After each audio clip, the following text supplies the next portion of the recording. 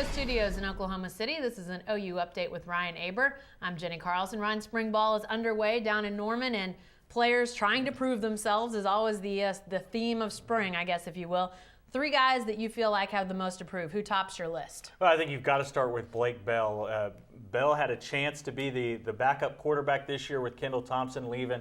Obviously, Trevor Knight has sealed the starting job, and Bob Stoops finally admitted that last week when we talked to him. Josh Heupel was a little hesitant to say it earlier, but Blake Bell chose instead to move to tight end, where he hasn't played. He's practiced a little bit a couple years ago for OU, but obviously doesn't have game experience there.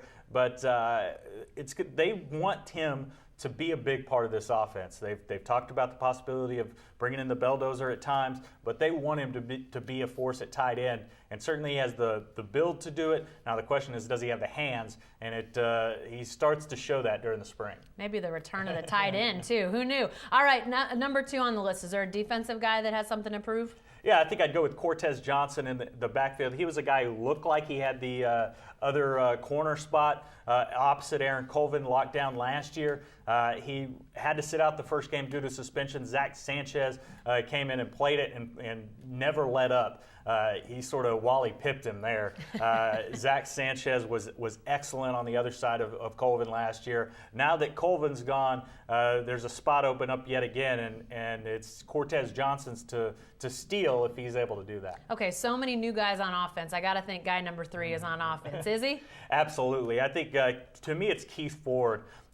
Ford is a guy who played some last year, had some ball security issues, fumbled a little bit.